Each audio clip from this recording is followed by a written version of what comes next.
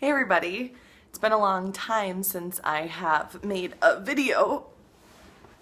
Um, the last one I did was just showing you guys the house. Um, so kind of a little update. There's not anything or any decisions or discussions for that matter that have occurred regarding babies. We haven't talked about it at all, especially with saving for the house and then for, just, well, getting into the house. We put that all on the back burner. I talked about that in one of my other videos that I did.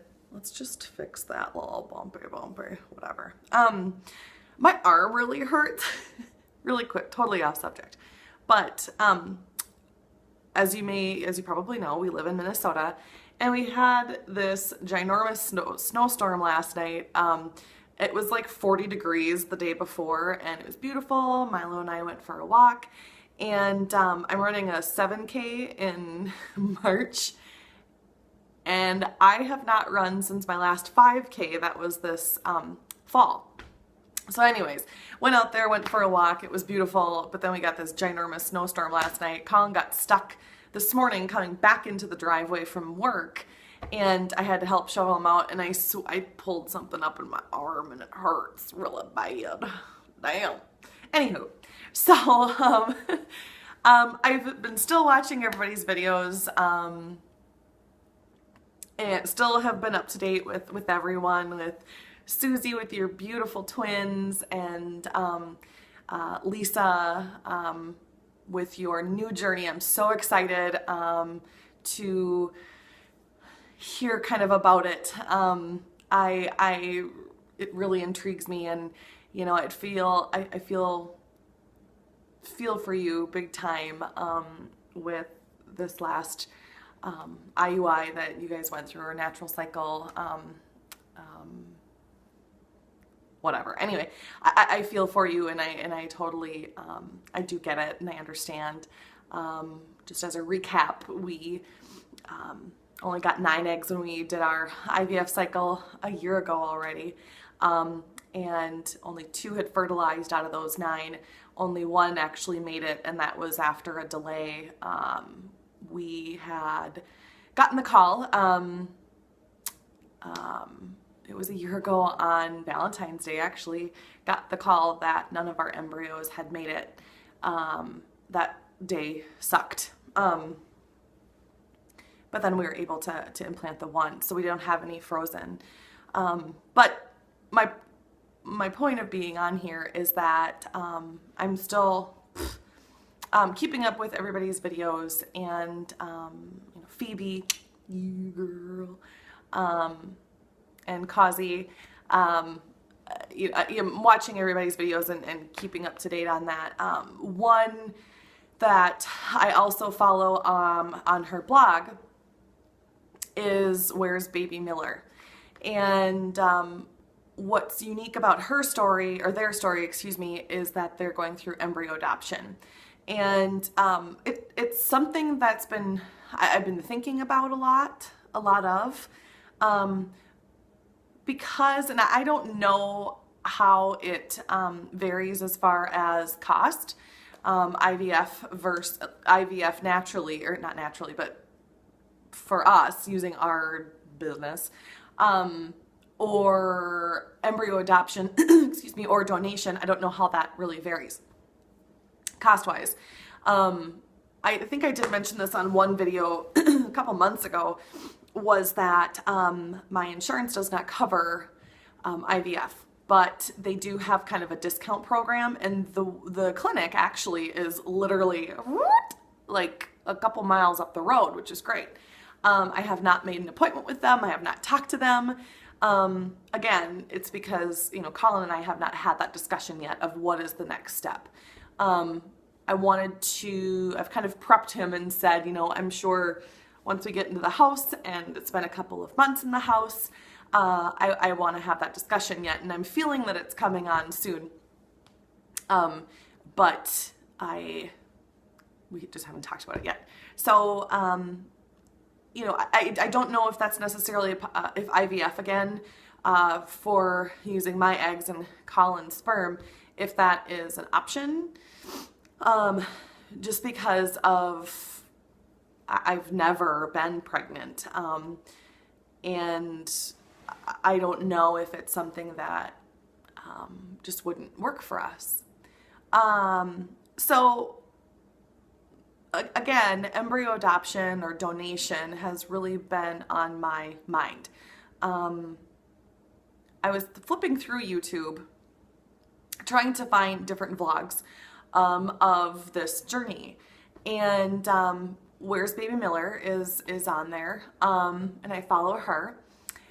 There's also one other one that I found. Most of the other ones that I have found have been kind of like news clips or you know, like a commercial. There's been some video like you know, beginning and end kind of videos, but not much else. And so if you guys know of anyone that is going through it, embryo adoption or embryo donation, if you would not mind commenting and leaving that page name for me, because that would be fabulous. And when I say embryo adoption or embryo donation, I don't mean donor egg or anything like that. I'm talking about actual embryos. So people who have gone through the IVF journey and then have leftover embryos, they can donate those and then or adopt them out. And from the very small amount of research that I have done, it can be, embryo adoption is kind of like an actual adoption. So it can be an open adoption, a closed adoption, or whatever. I believe donation is basically you're just donating it, and I don't know if you just don't ever find your kids. I don't know. I'm not sure, or have any contact with the birth parents, I should say. So if you do know of anybody and I can't find it because I'm typing in the wrong thing or something like that, please do comment and let me know. That would be fabulous. So I guess that's not really an update because no decisions have been made, no conversations have been had. Just something that I'm thinking about.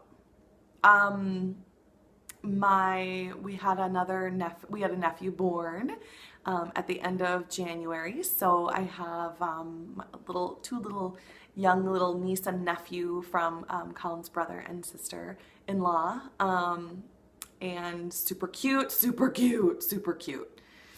So that's kind of what's happening there. I have another dear friend who lives in Chicago who had gone through IVF, and she is pregnant as well. I believe she's due in May. I think it's May. And she will be coming back home in March for a baby shower. So I'm excited to see her. They've been through a lot as well. Isn't it funny how, you know, way back when the whole fertility stuff started to happen, or you didn't get pregnant, you're not pregnant when others are, it's almost like you had this just, I mean, you wanted to just throat punch, you know, pregnant chicks. But then you evolve through the process and you realize that, number one, you probably shouldn't throat punch a pregnant woman. But you don't know what they've gone through. You don't know if that's an embryo adoption. You don't know if they're carrying that child for a surrogate. You don't know their story. So, you know, get over it. And there's dog hair flying around. If you are starting off in your infertility journey, you know, I would talk to people, reach out to this community especially, to kind of get our feedback on how it is, how we get through it, and how we live day to day, essentially. Colin and I just passed our 6th year of being essentially infertile, or started to to try. And we've been married for 7 years, and so it's been 6 years of us trying. And I don't know if I would necessarily say that it gets easier, but, well, I guess for me, because I have my tubes tied, because I have stage 4 endometriosis, and they were blocked and dilated hydrocephalus or panks or something like that. They had to block off my tubes, so there is no chance for me to get pregnant naturally, unless, you know, God is good. So I believe that if it is meant to be, that obviously he will get me pregnant. He'll let it happen. But I guess so that pressure for me is off.